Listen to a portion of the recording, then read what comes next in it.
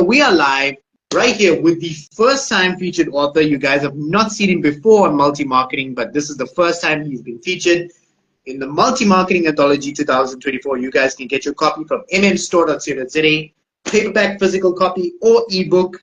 I'm sure Dewald has his copy there with him as well. And we're going to be speaking to him right now. There it is. We're going to be speaking to him right now about his feature in the Multi-Marketing Anthology. But before we do that, this is the first time, Dewald, that anyone in our multi-marketing universe has seen you. So just to give people a background of who this person is, introduce yourself. Who is Dewald Van Zyl? I'm a 32-year-old guy, almost 32, from Bloem. Grew up here my whole life, basically. Lived for a short time down in Kanubi. I started writing poetry in end of 2009. Before that, I tried to do some lyrics, but it didn't work as well. So one morning, I just woke up, something just popped into my head. I started writing, and that was basically my first poem. I'm a big fan of fantasy books. That's why I also do some story poetry as well. Animals, going out hiking, that's my kind of thing. Okay, you said you were 33 or 32. Turning 32. Oh, okay, you've got 2 years on me. I'm 30 years old. It's good to know. Okay, so you said you started writing one morning, you just jotted down lyrics. So what sparked in your mind to make you start writing poetry from That morning, I was end of grade 11. Yeah, by the end of the third term, just before the holidays, it was the morning before exam, just woke up, those words just popped into my head and I started writing something down, and I just had this feeling that I wanted to rhyme.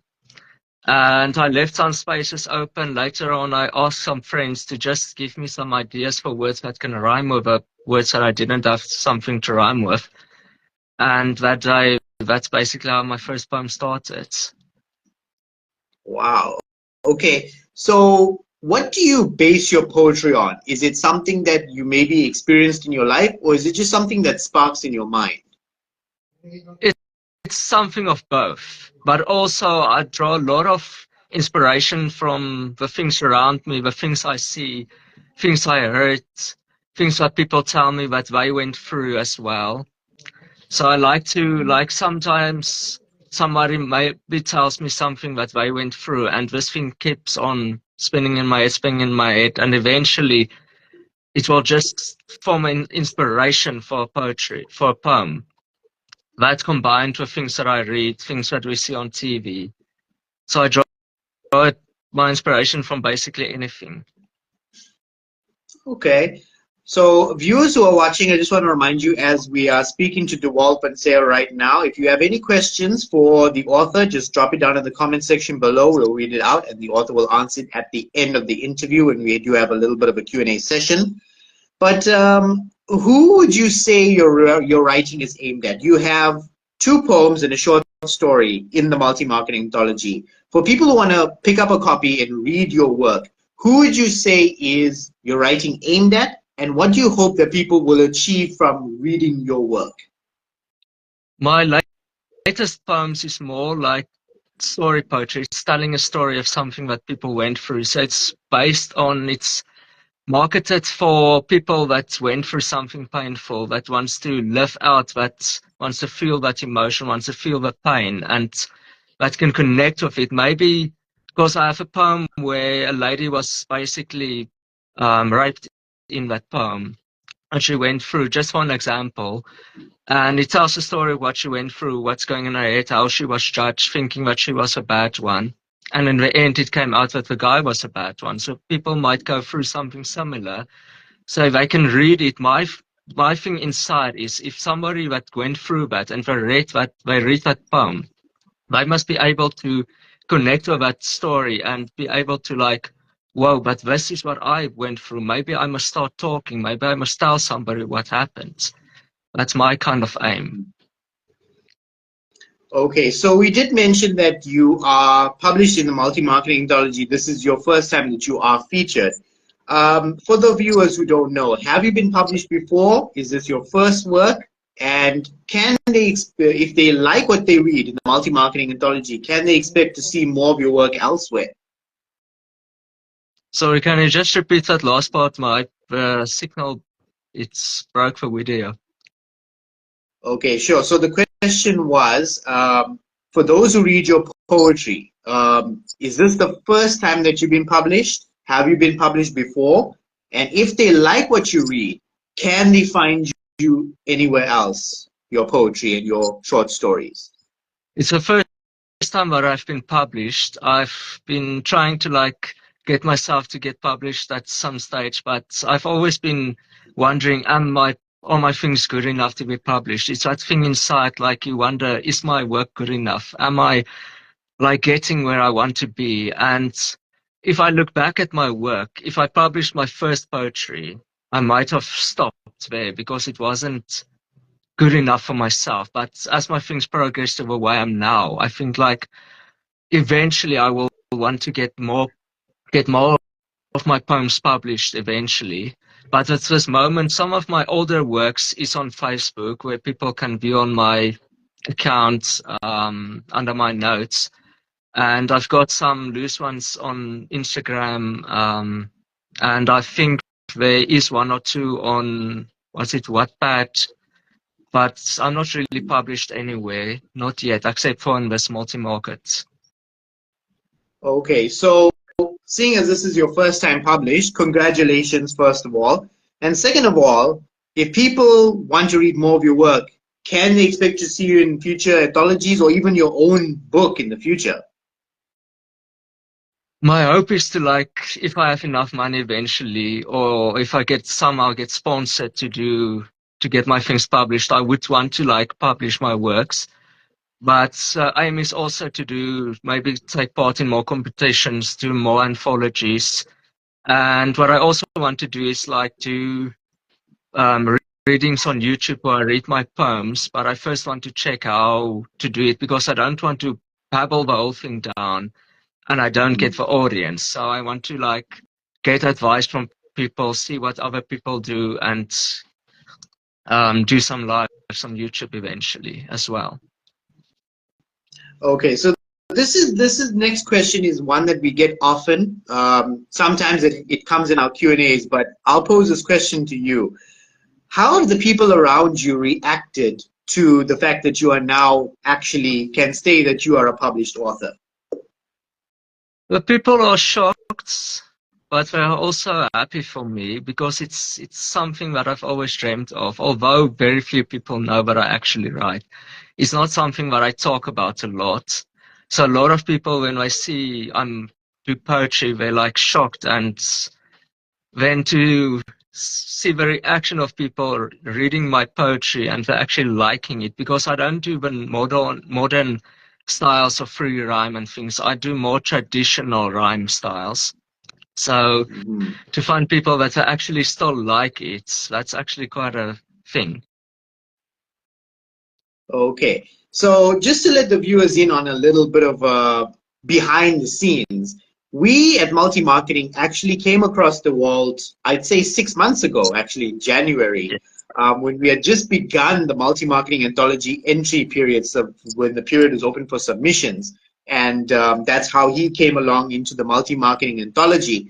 So I think people want to know, how has your experience been with multi-marketing thus far, and how did you find out about us, multi-marketing? First of all, I think a lot of people want to know. They ask us this question: how do authors find you guys? And every author has a different story, and I'm sure you would too. So, how and when and how did you find out about multi-marketing, and how has your experience been with us thus far? If my mind is not lying to me right now, if I remember correctly, I was searching online for places near East London that can do publishing.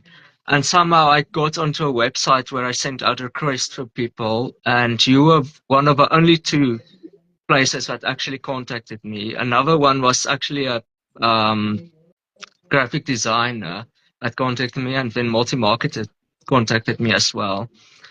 And then you taught me about when I said that I don't have the money to do the publishing now, you taught me about the anthology, and it was a lot of thinking, praying, thinking about it, going through what am I going to do if I do it, what poems am I going to publish. I knew my short story, I only have one short story written up to date, but the poems was like thinking, which ones am I going to choose, which am I going to let out. So it was kind of thinking a lot what do I think would get more to people, would get more reaction on people for now. And yeah. Okay, so how was your experience with multi-marketing? That was the question. It's quite a journey. It doesn't feel like 6 months. A lot has happened in the last 6 months. I've moved back to Bloom, lost my work. I published this. Luckily back then I gave the Pep social address for Bloemfontein. Something taught me I'll have to put this address and not a Pep social where I left for that few months. But yeah, it's been quite an experience.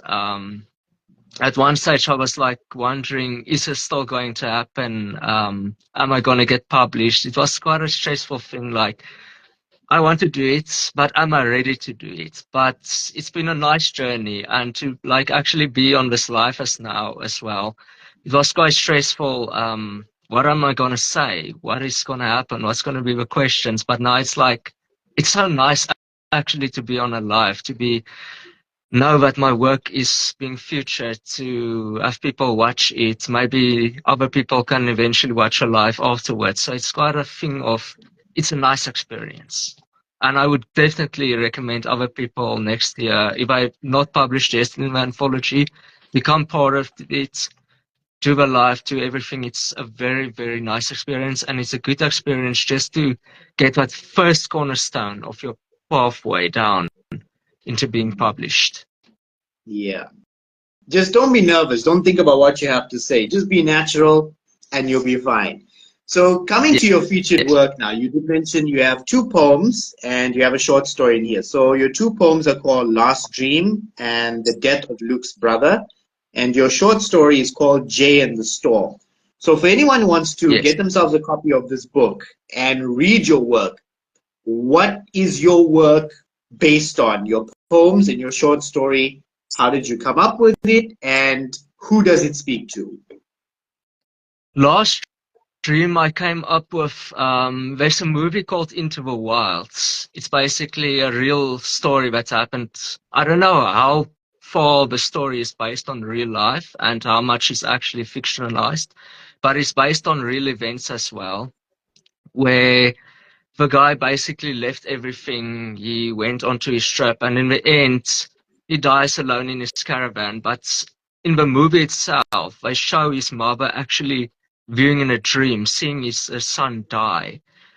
And it's actually based as well on a dream that I had where I saw somebody die as well, which eventually died, but I didn't know beforehand who it was that I saw. And the last dream is basically about the lady that her son is dying, and she goes to the hospital in that dream, and she saw his child basically going into a car crash, and she's sitting in the hospital and she's having this dream of him going, and in the end the Lord Jesus comes and just tells her that everything is going to be okay, and he lets her son basically greet her, say a last goodbye to her in the dream. When the death of Luke's brother is based on a lot of things that happens in our country with gangsterism, family shooting on family, different brother on brother joining different gangs, sometimes with force, sometimes it's out of free will. But in the end, it's basically the guy sees his own brother being killed. Basically the one guy that has to kill his friend that's in another gang, and he just can't. And in the end, the other gang kills him. So his brother is viewing this whole thing from out of his apartment. And then the short story was basically, I bought a book long ago about how to write fiction or fantasy and sci-fi. So there's like this small pieces of work where they give you like something, maybe they give you a chapter on what you can do, and then they give like an assignment at the end of maybe start with this and you just write. And it was one of those 5 minute exercises where I started the first part, and you must write until the 5 minutes is done. And then you go through a little bit of a book again, and then you go back to that thing and you have to finish it. And that's basically how I wrote my short story. It's basically about a storm coming. The guy drives, seeing the girl, or he's rescuing a girl that's hidden in the storm. There's nobody, doesn't see the family, tries to see a family, so just sees the storm coming and he flees. And in the end, they stops this lady and he climbs into the car, and it's like, it's love at first sight. It's like they just this instant connection between them, and they just drive off. And the nice thing about the story, I leave the end open as an open slot, so you can decide whatever happens to the rest of the story. Wow. Wow. That's incredible. I've never heard of a story that's been put together in, such a manner, or came to be in such a manner. That's quite interesting. Okay, so guys who are viewing, if you have any questions for the author, put them in the comment section below. We will be reading them at the end of our interview segment, and he will answer them for you. But right now, what advice would you give to other aspiring authors out there? I would say, live your dream. If you don't be published today, don't let it hold you back. Don't waste your time on telling yourself, I'm not good enough, just because people don't like my things. If somebody doesn't like it, take their advice, take the things that they say to you and make it positive. It's not easy. It's something that I myself struggle with, to make something negative positive. But if someone gives you a negative review, take it positive, see, maybe there's something in their words, maybe you can change this or that. But even if you don't take it like that, never, ever give up. It's like learning a language.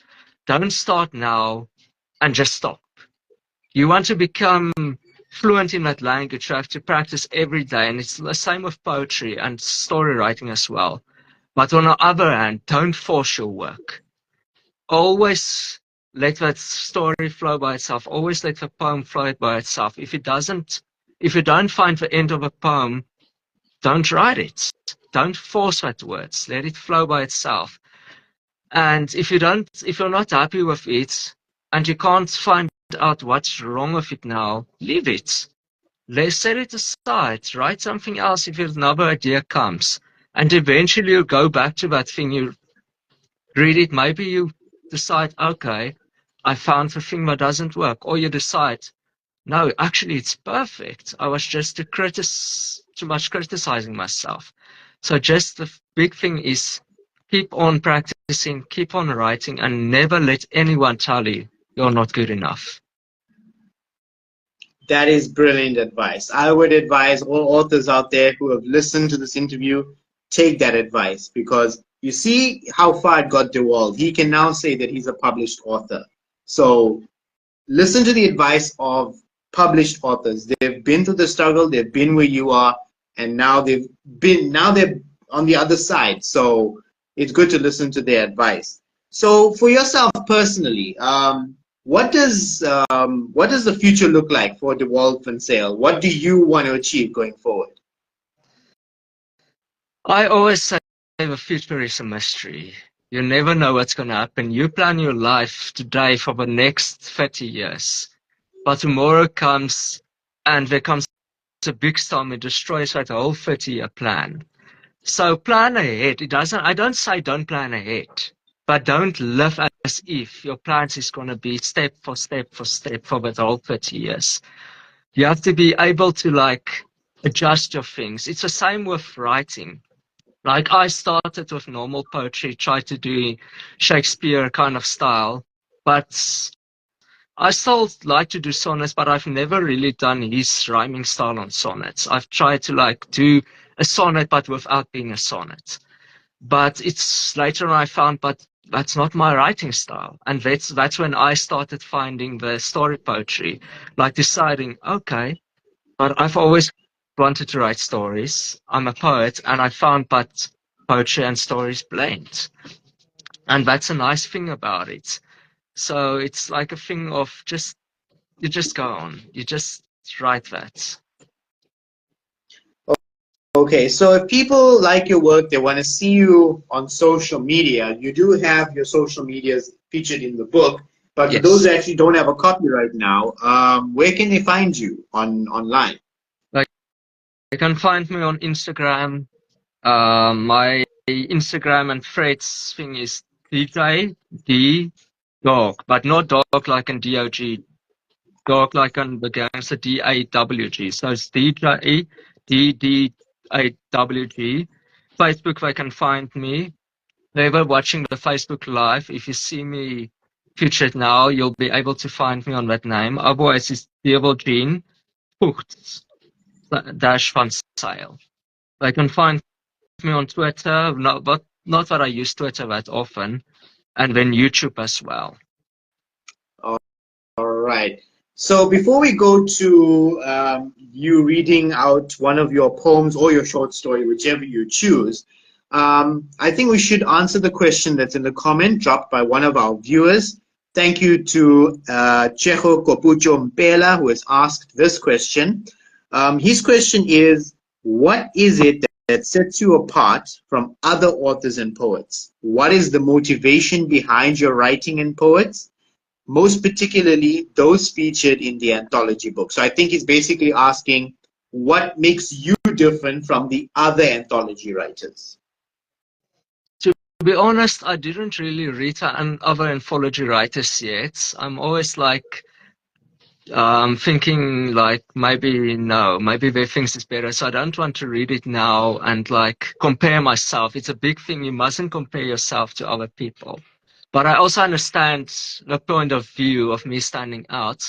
But I can't really compare myself to other people, but I can tell my own story. And the big motivation behind my writing some poems is like said earlier as well. It's like the stories that people tell me, things that happen, people being killed, people going through emotional stress, people losing other people.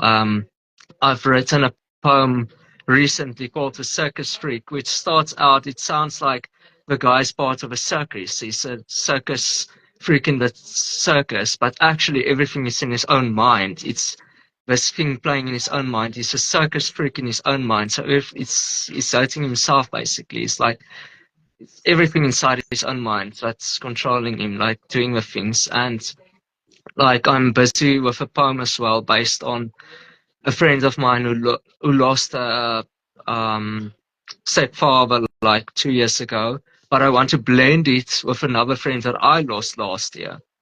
And like the last part where, because she was at the bed of a father-in-law, and this friend, his lover was with him when he died. And I want to blend that, like that's last moment of before death, like saying goodbye, but also holding on. So my poetry is based on, that's where I get my motivation from, things that happen around us, the emotional things. I draw emotion on purpose into my poetry to give that emotion, to give that story, but I don't make it personal to that person. So nobody can tell me, this is my story that you penned down, because I change the names, I change the story a bit, I blend it with something that maybe I saw on TV, that I read. So that's basically my biggest thing.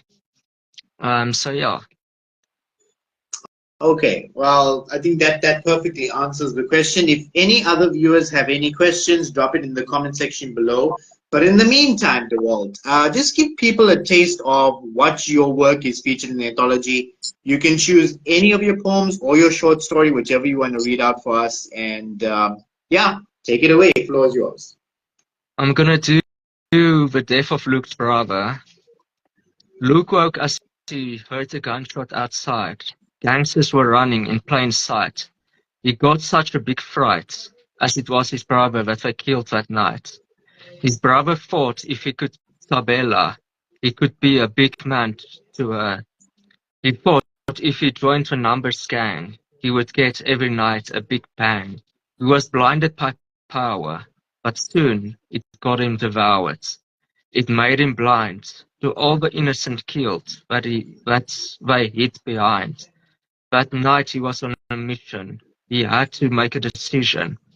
Either he killed his old friends, who was now a rival, or he had no chance at survival. How could he kill his childhood friends just cause he belonged to a different crew? How did it come that he had to depend on their hatred when they drank the same booze? He stood with a gun facing his friend, telling him the story of how he was sent. Tears were streaming down their faces as they wore the same shoes' untied laces. He just couldn't do it, but then he heard a gunshot. He saw blood splashing from his friend like a zit. His gang knew he would fail, so one of them took the shot. The rival gang just saw him, so they thought it was he who killed Tim. He had to run like a bird from a scarecrow, as they followed him like a shadow. He finally reached Luke's house, but it was too late for this little mouse. They shot him blindside, and suddenly his life was over, his body left behind. Luke could see his brother's body from his room, as the body lay there in gloom. He rushed out to the street, but it was too late. There were no heartbeat. He greeted his brother farewell, with tears that could almost fill a well. Good brother, love you always, till the sun has no more rays. Wonderful, wonderful, lovely. It takes you into the story. You see a story unfold in your poetry, and at the same time, that rhyme scheme is still there. So it is like a story in a poem. Lovely, brilliant. That, I think that should answer the question for the viewer of what sets you apart from other authors, is that your poems tell a story, but they still follow a rhyming rhythm. So that's probably what sets you apart. So guys, if you want to read more of Dewald's poems and short stories, get yourself a copy of the Multi-Marketing Anthology. It's available now on mmstore.co.za. You can get either a physical paperback like this one I'm holding, or an ebook. The choice is yours. So I don't see any more questions. So Dewald, wrap us up. What is your concluding remarks to all the viewers who are watching?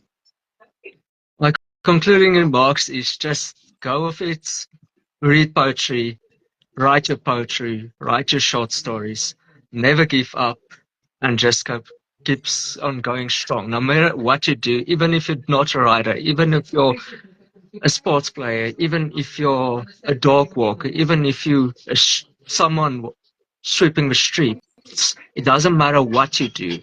Just keep on doing what you're doing and just keep on going strong. And no matter who you are, you can always be a writer.